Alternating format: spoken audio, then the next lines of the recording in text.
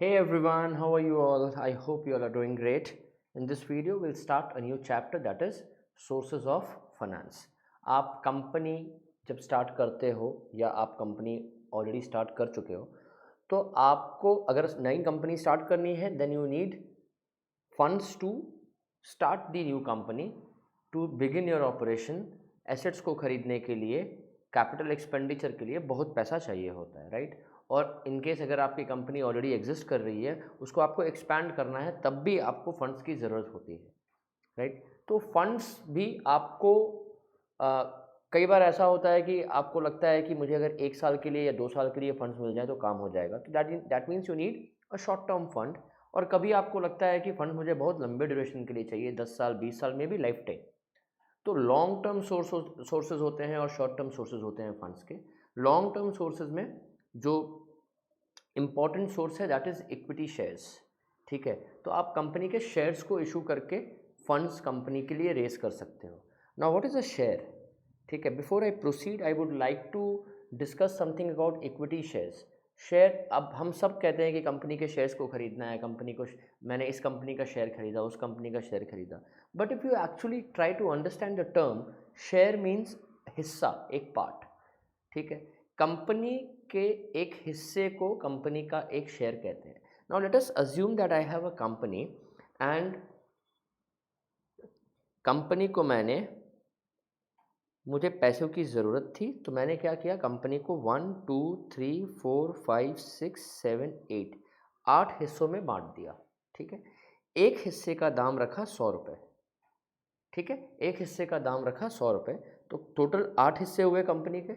So that means 800 rupees is the share capital और market capital of the company. Company का जो share capital है, या इसको हम मार्केट कैपिटल भी कहते हैं, वो 800 रुपये है। कंपनी ने एक शेयर का दाम 100 रुपये रखा, 8 हिस्सों में बांटा, तो 800 रुपये वो शेयर्स की पूरी वैल्यू कितनी होगी, 800 रुपये। That is the share capital of a company. अब 800 रुपये, जैसे मैं अब एक शेयर खरीदता हूँ, सपोज़ मैंने एक शेयर खरीदा, तो ये शेयर मुझे मिला। So this, I means I am the owner of one share of a company, ठीक है। तो मैंने कंपनी में 100 रुपये लगाए। तो इक्विटी शेयर्स भी अलग अलग टाइप के होते हैं। तो जब कंपनी इस शेयर्स को इशू करती है मार्केट पे, ठीक है, इक्विटी शेयर्स को जब इशू करती है मार्केट में, तो कंपनी के पास एक परमानेंट कैपिटल आ जाता है। अब कोई भी अगर शेयर को खरीदेगा, क्यों खरीदेगा? अगर कंपनी के प्रोस्पेक्ट्स अच्छे हों, कंपनी का फ्यूचर ब्राइट हो। जैसे किसी भी कंपनी का अगर आईपीओ आता है। Now what do you understand by IPO? IPO इस, क्योंकि हम शेयर्स किसको इशू करते हैं, हम जनरल पब्लिक को इशू करते हैं, ठीक है। तो IPO, I stands for initial, P stands for public, O stands for offer. Initial means first time, public means general public को ऑफर दिया गया, ठीक है। Initial, first, public, offer. क्या ऑफर दिया जाता है कि भाई मेरे कंपनी के शेयर्स में इशू कर रहा हूँ, मेरे शेयर्स को खरीदो। जब कंपनी फर्स्ट टाइम अपने शेयर्स को इशू करती है मार्केट में, उसको आईपीओ कहते हैं। अब आईपीओ में क्यों कोई अप्लाई करेगा? कोई भी कंपनी के शेयर्स को आईपीओ में क्यों खरीदेगा? क्योंकि मुझे अगर कंपनी के प्रोस्पेक्ट्स ब्राइट लग रहे हैं तो मैं खरीदूंगा, ठीक है। पहला बात, मुझे फ़ायदा क्या होगा? फ़ायदा ये होगा, अगर मैं इक्विटी शेयर होल्डर हूँ, फिलहाल मैं इक्विटी शेयर्स की बात कर रहा हूँ, ठीक है। जैसे मैंने बताया, शेयर्स अलग अलग टाइप के होते हैं। इक्विटी शेयर्स होता है, प्रेफरेंस शेयर होता है, ठीक है। प्रेफरेंस शेयर्स में जब हम प्रेफरेंस शेयर्स पढ़ेंगे तब उसकी बात करेंगे।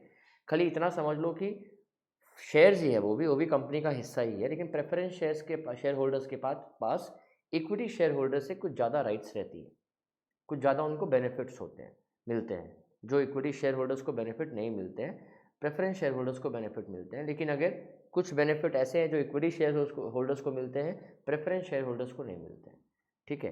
तो अगर हम इक्विटी शेयर्स की बात करें तो हम क्यों खरीदेंगे? हम इसलिए खरीदेंगे कि भाई कंपनी का प्रोस्पेक्ट ब्राइट है। कल को एक हिस्सा, अगर मान लो कंपनी ने अच्छा प्रॉफिट पोस्ट किया, अगर 100 रुपये अच्छा प्रॉफिट पोस्ट किया, कंपनी अच्छा कर रही है, तो net profit is increasing, the operational margin is increasing, operating profit is increasing. तो क्या होगा कि भाई ये 100 रुपये का शेयर अपने आप 120 रुपये होगा, फिर 120 रुपये से 150 रुपये होगा, and so on and so fourth. तो मेरा जो हिस्सा मेरे पास है उसकी वैल्यू बढ़ती जा रही है, उसको हम कैपिटल गेन कहते हैं। जब शेयर की वैल्यू बढ़ती है उसको हम कैपिटल गेन कहते हैं, ठीक है, जो मैंने कंपनी में अपना कैपिटल लगाया वो बढ़ता जा रहा है, एक तो ये फ़ायदा है। तो मैंने 100 रुपये में ख़रीदा, अगर 150 में बेचूंगा तो 50% का यही मुझे प्रॉफिट है। सेकंड, मुझे कंपनी डिविडेंड देती है, इक्विटी शेयर होल्डर को कंपनी डिविडेंड देती है, लेकिन प्रेफरेंस शेयर होल्डर्स को पहले देगी dividend. Again preference share holders को मैंने बोला उनको कुछ ज़्यादा प्रेफरेंस मिलता है इक्विटी शेयर होल्डर्स के कंपैरिजन। डिविडेंड क्या है? कंपनी का जो प्रॉफिट है, कंपनी के प्रॉफिट का एक सर्टेन हिस्सा मुझे दिया जाएगा इन टर्म्स ऑफ प्रॉफिट। अरे भाई, when I have purchase the share of a company, जब मैंने एक हिस्सा खरीदा है कंपनी का, तो मैंने भी, तो आई बिकेम एन ओनर। तो equity share holders are owners of the company, ठीक है। तो इक्विटी शेयर होल्डर खरीद के, इक्विटी शेयर्स को खरीद के मैं कंपनी का ओनर बन गया। अब जो कंपनी प्रॉफिट करेगी मुझे भी तो उसका प्रॉफिट का हिस्सा मिलना चाहिए, तो प्रॉफिट का एक हिस्सा जो मुझे मिलता है वो होता है डिविडेंड, वो होता है डिविडेंड। तो मैं शेयर में इसलिए पैसा लगाऊंगा, आईपीओ में अप्लाई इसलिए करूंगा क्योंकि मुझे उम्मीद है कि मुझे कैपिटल गेन होगा, क्योंकि शेयर्स की वैल्यू बढ़ेगी फ्यूचर में, और मुझे ये भी उम्मीद रहती है कि मुझे कंपनी जब प्रॉफिट अर्न करेगी तो मुझे डिविडेंड देगी। लेकिन ये डिविडेंड देना नहीं देना ये कंपलसरी नहीं है। इक्विटी शेयर ओनर्स जो है, कंपनी के प्रमोटर्स जो हैं, ज़रूरी नहीं है कि इक्विटी शेयर होल्डर्स को प्रॉफिट का हिस्सा डिविडेंड के फॉर्म में बांटे ही। वो डिविडेंड तब इशू करेगी, तब देगी जब कंपनी के पास देखो सपोज करो कि कंपनी का 100 रुपये का प्रॉफिट हुआ, 100 रुपये में कंपनी के एक्सपेंशन प्लान थे, 70 रुपये एक्सपेंशन प्लान में लग गए, और कंपनी ने 20 रुपये सोचा कि हम रिटेन करेंगे, हम सेव करेंगे आगे और फ्यूचर ग्रोथ के लिए। क्योंकि सपोज करो कि इन कई बार बिजनेस में ऐसा होता है कि अनसर्टेन टाइम आता है, कुछ ऐसा टाइम आता है कि जो आपने भी प्रेडिक्ट ना किया हो, तो उस केस में ये जो रिटेन्ड अर्निंग है, प्रॉफिट है, कंपनी के काम आएगी। 10 रुपये जो बचा, ये जो बचा प्रॉफिट है, इसका डिविडेंड कंपनी देगी। तो सब करने के बाद अगर प्रॉफिट बचता है, that residue that is left, that is given to the share holders. तो शेयर होल्डर को डिविडेंड दिया भी जा सकता है, नहीं भी दिया जा सकता है, लेकिन हाँ, डिविडेंड देना इज़ मोर प्रेफर्ड, बिकॉज अगर आप शेयर होल्डर्स को डिविडेंड दोगे तो वो लॉयली आपके साथ रहेंगे, आपके शेयर्स को लंबे समय तक होल्ड करेंगे, और वो पैसा आप आगे फर्दर एक्सपेंशन के लिए यूज़ कर सकते हो। तो इक्विटी शेयर होल्डर्स क्या है, यह तो आपको ऑलमोस्ट समझ में आ गया, ठीक है। अब दूसरी चीज़ समझते हैं कि इक्विटी शेयर होल्डर्स के पास और क्या राइट है। इक्विटी शेयर होल्डर के पास वोटिंग राइट होती है, तो जनरली प्रेफरेंस शेयर होल्डर्स के पास नहीं रहती है। Equity share holders are the owners of the company, और जब शेयर होल्डर्स की मीटिंग होती है उनके पास वोट देने का राइट होता है उनके पास। वो वोट दे करके कंपनी के डिसीजन को इन्फ्लुएंस कर सकते हैं, ठीक है। किसी को अपॉइंट करना है या कंपनी ने कोई डिसीजन लेना है, तो वो इक्विटी शेयर होल्डर्स के पास वोटिंग राइट है। तो अभी लेटली लेकिन 2013 कंपनी एक्ट में ये वोटिंग राइट, पहले तो यूनिफॉर्म वोटिंग राइट होती थी सबके पास, यूनिफॉर्म मतलब एक बराबर, लेकिन अभी क्या है कि लेटेस्ट जो कंपनी ने रिफॉर्म्स, जो कंपनी एक्ट में रिफॉर्म्स आए हैं, उसमें DVR that is differential voting right का प्रोविज़न दिया गया है। अब यूनिफॉर्म वोटिंग राइट नहीं है, जो शेयर होल्डर्स हैं उनके पास, इक्विटी शेयर होल्डर को डिफरेंशियल वोटिंग राइट है। डिफरेंशियल वोटिंग राइट मतलब या तो उनके पास वोटिंग राइट ज़्यादा है या कम है। तो कंपनी एक एक एक होता है, एक एक डीवीआर है जिसमें वोटिंग राइट अगर ज़्यादा है तो डिविडेंड कम मिलता है। एक डिफरेंशियल वोटिंग राइट होता है जिसमें आपके पास वोटिंग पावर कम है लेकिन डिविडेंड ज़्यादा है, ठीक है। तो जो डीवीआर है, कंपनी ने डिफरेंशियल मतलब डिफरेंशिएट करना, वोटिंग राइट को डिफरेंशिएट कर दिया है कि वोटिंग राइट को या तो ज़्यादा रखा है, अगर वोटिंग राइट ज़्यादा दिया है किसी शेयर होल्डर को तो उनको डिविडेंड कम दिया गया है, वोटिंग राइट कम दिया है तो उनको डिविडेंड ज़्यादा दिया गया है। सो ये मैंने एक शॉर्ट में आपको इक्विटी शेयर्स के बारे बताया। अब हम समझते हैं कि इक्विटी शेयर्स के शेयर होल्डर के पास एडवांटेजेस क्या है और डिसएडवांटेजेस क्या है, ठीक है। तो सोर्सेज ऑफ फाइनेंस, ये लॉन्ग टर्म सोर्सेज हैं, ये मीडियम टर्म सोर्सेज हैं, ये शॉर्ट टर्म सोर्सेज हैं, इसको आप पढ़ सकते हैं, लेकिन अभी हम इक्विटी शेयर्स को कवर करेंगे। हम जैसे जैसे आगे बढ़ते जाएंगे हम उसको और डिटेल में कवर करेंगे। तो लॉन्ग टर्म सोर्स 5 से 10 साल के लिए होता है। These are the just the equity shares capital that is with uniform voting right with differential voting right, ये भी मैंने आपको समझा दिया। आइए अभी हम समझते हैं फीचर्स ऑफ इक्विटी शेयर्स। तो पहला, इक्विटी शेयर में पहला फीचर क्या है, they have a voting right, ठीक है। Equity share holders have a voting right in the meeting of the company. जब कंपनी की मीटिंग होती है उनके पास वोटिंग राइट्स होते हैं। जैसे मेरे पास टाटा स्टील के इक्विटी शेयर्स हैं, एंड मैं एग्जांपल नहीं दे रहा हूँ, एक्चुअली है। तो टाटा स्टील में जब भी कोई बड़ा इवेंट होता है तो हमारे पास प्रॉपर ईमेल आती है कि हमारे पास वोटिंग राइट है, वोट इस दिन है, इस समय पे है, तो वोट आप करिएगा, ठीक है। तो each equity share carry 1 vote, तो मैं 1 vote, each equity share carries 1 vote. They can nominate proxy to participation and vote in the meeting of the company and they have right to control over the company. भाई meeting में वो vote देने का उनका हक है, एक equity right का एक वोट बनता है. However, equity shareholders with differential voting right (DVR) जिसके बारे में मैंने बात की थी will neither be able to exercise this nor they have right to control affairs of the company because DVR में rights तो है वो differentiate किए गए हैं, जिस हिसाब से rights है उस हिसाब से आपको जो preference मिलेगा. Second is maturity. Equity share provides permanent capital to the company. एक बार इक्विटी शेयर कंपनी ने फ्लोट कर दिए, that is the permanent capital. Company उस पैसे को वापस करने की जरूरत नहीं है. It has no maturity period, it can not be redeemed during the life time of a company. ठीक है. Third is income. Equity share holder have residual claim of income of the company. मैंने क्या बताया, ये income is dividend के form में. जो बच गया पैसा सब करने के बाद वो पैसा इक्विटी शेयर होल्डर्स को डिविडेंड के फॉर्म में मिलता है. The earning available to the equity shareholder equal to the profit after tax minus preference dividend. जो preference shareholders को जो देना है दे दो, टैक्स दे दो. ये हमने फिक्स्ड और वर्किंग कैपिटल चैप्टर में किया है. तो टैक्स प्रॉफिट से टैक्स माइनस करके इंटरेस्ट देना है, अगर जो लोन लिया है कंपनी ने उस पर इंटरेस्ट दे करके, प्रेफरेंस शेयर होल्डर्स को जो जो प्रॉमिस किया है उनका पैसा दे करके, अपने अपने एक्सपेंशन प्लान का पैसा अलग करके, अपने सेविंग का पैसा अलग करके बचता है तो वो डिविडेंड दिया जाता है. The rate of dividend on equity share is not fixed. मतलब डिविडेंड जो हमें मिलेगा वो हर साल फिक्स नहीं है कि हर साल 10 रुपये या 15 रुपये या 20 रुपये का डिविडेंड मिलेगा. ठीक है. It depends upon the earning available after paying preference dividend to the preference share holders. Right. Next is claim on asset. If the company is wound up, equity share holders have the right to get claims on asset. जो अगर company बंद हो जाती है, ठीक है, तो equity share holder have the right to get the claim on the asset. Asset का जो क्लेम इक्विटी शेयर होल्डर ले सकती है. ठीक है. Limited liability of equity share holder limited up to the value of shares they have purchase. If equity share holders are having fully paid up shares they have no liability.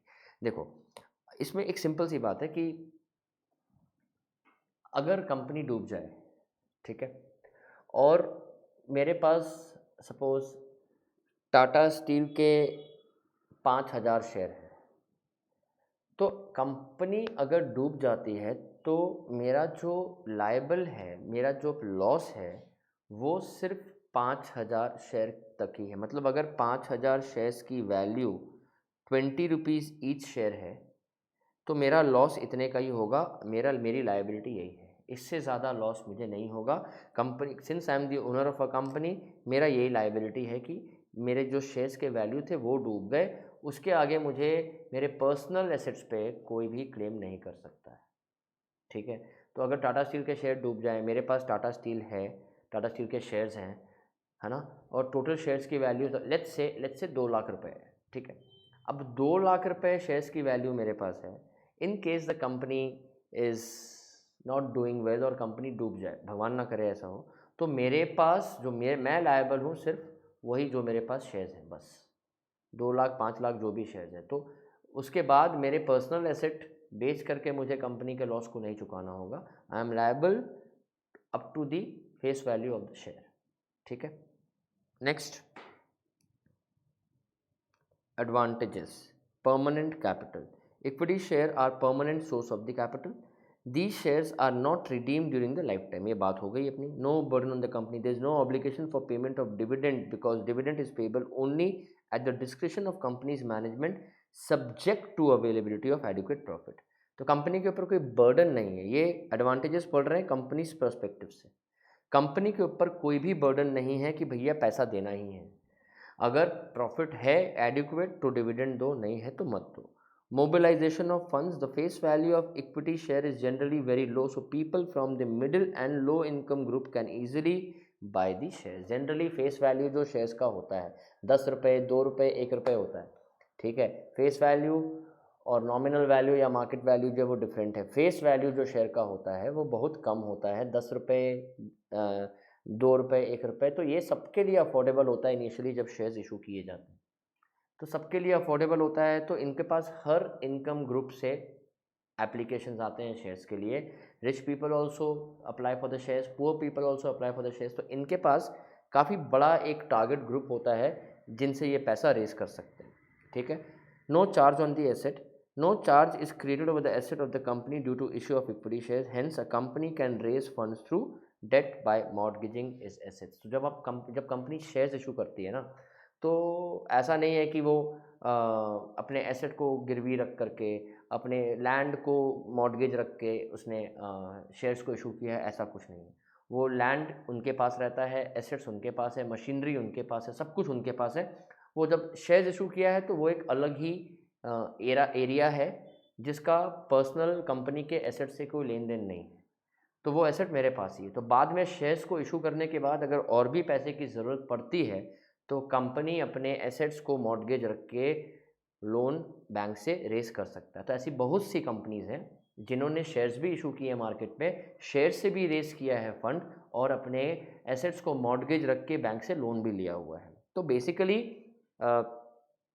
issuing equity shares does not create an extra charge on the assets of the company, has मतलब assets company के फंसते नहीं हैं उसमें, ठीक है।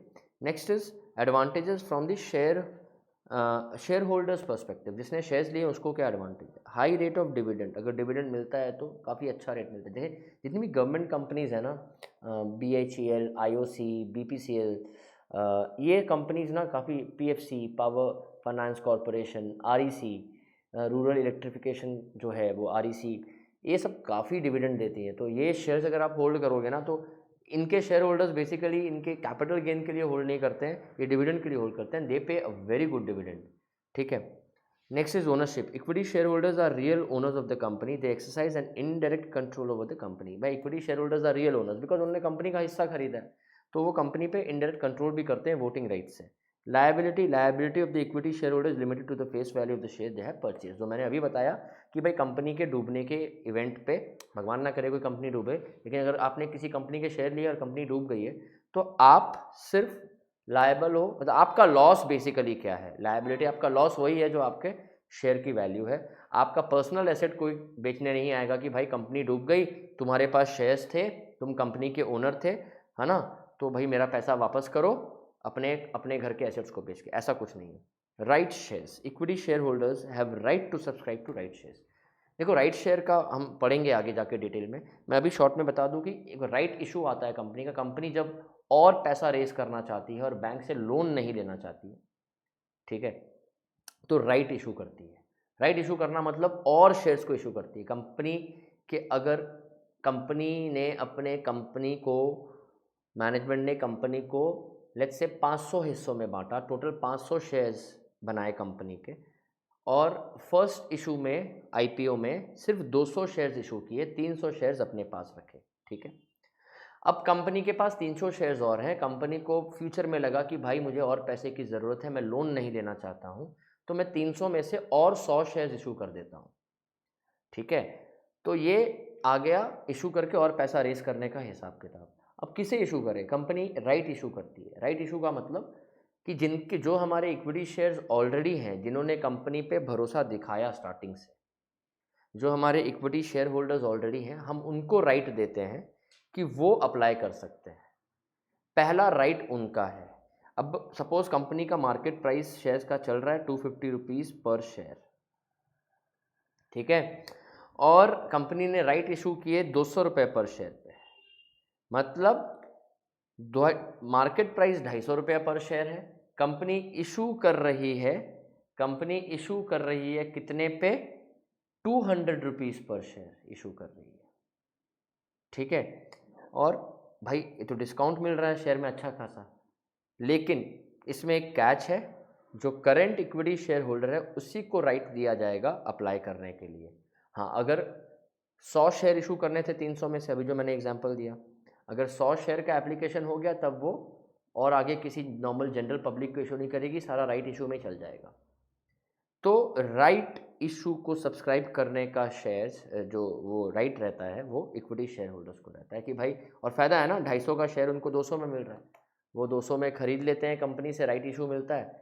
और अगर चाहिए आपको तो आप 200 का शेयर जो आपको मिला है कंपनी से राइट इशू में, वो मार्केट प्राइस में मिलते ही, आपको अलॉट होते ही 250 रुपये में बेच दो मार्केट में। तो भाई 250 का शेयर 200 में मिला, आपने 200 का ख़रीदा, इमीडिएटली मार्केट में 250 का बेच दिया, तो 50 रुपये का प्रॉफिट तो आपको इमीडिएटली हो गया। तो अगर आपके पास इक्विटी शेयर नहीं होता तो वो राइट आपको नहीं मिलता। Easy to sell, equity share holders can easily sell their shares in the capital market. Shares को बेचना कैपिटल मार्केट में, देखो एक तो आईपीओ इशू होने के बाद वो शेयर्स जो है वो secondary market, IPO is a primary market, primary मतलब first, secondary is IPO issue होने के बाद शेयर्स इशू हो जाते हैं, शेयर लिस्ट हो जाते हैं बीएससी एनएससी पे, Bombay stock exchange, national stock exchange में। फिर उसके बाद खरीद बेच जो होता है उतने ही शेयर्स मार्केट में फ्लोट होते हैं, बस अब ओनर्स हैंड चेंज करते हैं।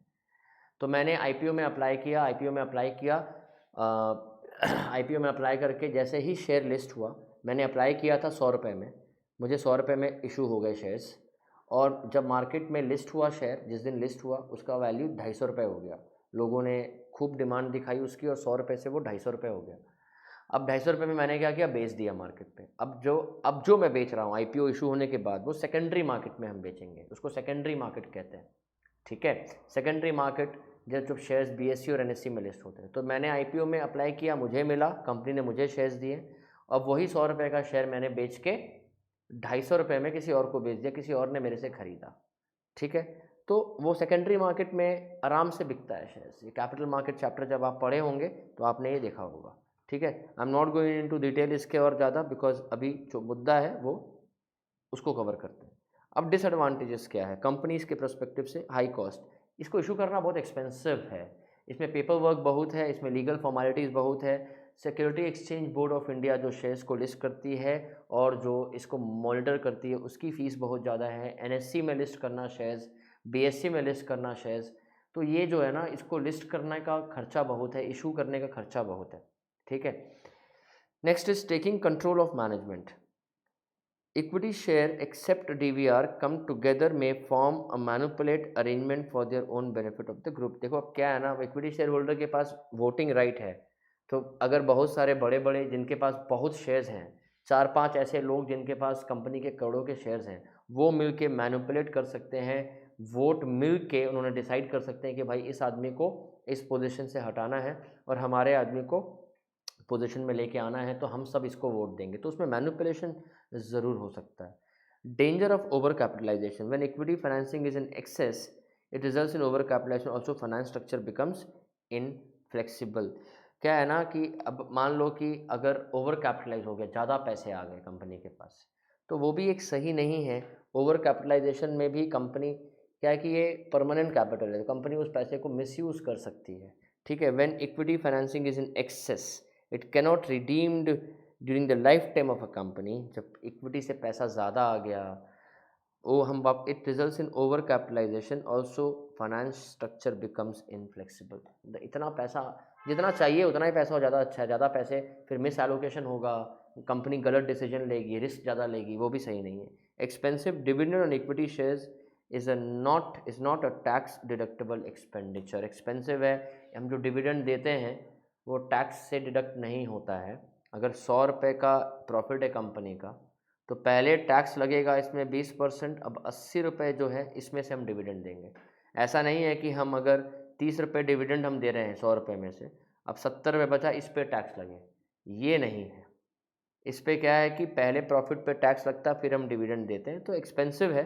तो जो हम डिविडेंड देते हैं वो टैक्स से डिडक्टेबल नहीं है ना। अगर टैक्स से डिडक्टेबल होता तब तो बहुत सही होता।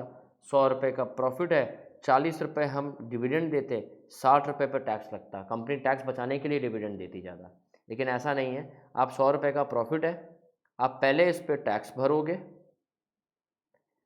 मान लो 20% टैक्स रेट है, 20 रुपये टैक्स भरा, 80 रुपये बचा, अब इस पर डिविडेंड दोगे आप, तो इसीलिए ये थोड़ा एक्सपेंसिव पड़ जाता है। Share holders perspective, high risk. Share holders के पर्सपेक्टिव से डिसएडवांटेज क्या है, equity share holder bear a highest risk of degree of risk of price, because price of share keeps on fluctuating in the stock market and the rate of dividend depends upon the adequacy of the profit and that too at the description of the management. देखो क्या है कि shares के prices बहुत fluctuate करते हैं, जैसे जैसे शेयर्स के प्राइसेस फ्लक्चुएट करेंगे, इक्विटी शेयर होल्डर सबसे ज़्यादा रिस्क पे होता है। जैसे I will give you my example, मैंने एक कंपनी का शेयर लिया था, I won't name the company, but मैंने एक कंपनी का शेयर लिया था 120 रुपये पे, ठीक है। मुझे लगा था ये कंपनी का फ्यूचर अच्छा है, ब्राइट है, लेकिन कंपनी ने कुछ गलत डिसीजन लिए और गवर्नमेंट के कुछ रूल्स एंड रेगुलेशन से उस कंपनी का जो मेन बिजनेस था वो इफेक्ट हो रहा था, तो वो 120 रुपये का शेयर जो सीधा 50 रुपये आ गया। ठीक है। अब वो 50 रुपये में मेरा तो स्ट्रेट मुझे लॉस 70 रुपये पर शेयर का हो रहा है, ठीक है। कितने शेयर लिए बताऊंगा नहीं, लेकिन जितने भी लिए that is the number of shares into 70 was my loss. और अभी भी वो 65-70 पे ही ट्रेड कर रहा है, वो 120 रुपये कब होगा पता नहीं, और may be I have to sell that company in loss. तो ये जो रिस्क बहुत है। दूसरा, इतने साल मैं उस कंपनी को पिछले 1.5 ईयर से होल्ड कर रहा हूँ, 1 रुपये भी डिविडेंड नहीं मिला है कंपनी से। तो मेरा जब डिसीजन गलत होगा तो रिस्क बहुत हाई है इस पर, ठीक है। Concentration of control, generally speaking, having regard to widespread geographical dispersion of shareholders, promoters and owners who hold small percentage control or of it। अब देखो, ये सच्चाई है कि हमारे पास इक्विटी शेयर होल्डर के पास वोटिंग राइट होने के बाद भी उनके हाथ में कंट्रोल नहीं रहता है। जिनके पास शेयर कंपनी के कुछ 2% 3% शेयर्स हैं, जैसे प्रमोटर हैं, जनरली प्रमोटर्स के पास शेयर सबसे ज़्यादा होते हैं। अभी तो maximum 75% shares can be held by the promoters. अब अगर किसी प्रमोटर के पास 60% कंपनी के शेयर हैं, ऑब्वियसली वो ज़्यादा मैनिपुलेट कर सकेगा। अब मेरे पास 0.0001% अगर परसेंटेज में गिने, अब मेरे पास सपोज करूँ कि रिलायंस इंडस्ट्रीज़ के 100 शेयर हैं। अब 100 शेयर में मेरा क्या ही होगा, मतलब एक कंपनी का बहुत ही छोटा हिस्सा मैं होल्ड कर रहा हूँ। करोड़ों शेयर्स हैं मार्केट में रिलायंस इंडस्ट्रीज़ के, प्रमोटर्स के पास कितने शेयर्स हैं रिलायंस इंडस्ट्रीज़ के। तो मेन जो इसमें डिसीजन प्रमोटर का ही है और किसी का है नहीं। हाँ, on books it is said that we have a voting right, we do have, but हमारे वोटिंग राइट से फ़र्क नहीं पड़ता क्योंकि मेजॉरिटी शेयर प्रमोटर्स के पास है। Next, speculation, there are huge fluctuation in the market value of equity shares because of which investors face loss, जो मैंने अभी बताया कि फ्लक्चुएट बहुत होता है वैल्यू, ठीक है। तो ये हमारा इक्विटी शेयर का एपिसोड ख़त्म होता है। I hope you liked it, everybody enjoyed the session. अब हम नेक्स्ट सेशन पे प्रेफरेंस शेयर्स पे बात करेंगे, जो बहुत डिफरेंट नहीं है इक्विटी शेयर से, लेकिन थोड़ा बहुत है, जो कि हम नेक्स्ट सेशन में समझेंगे। Thank you so much.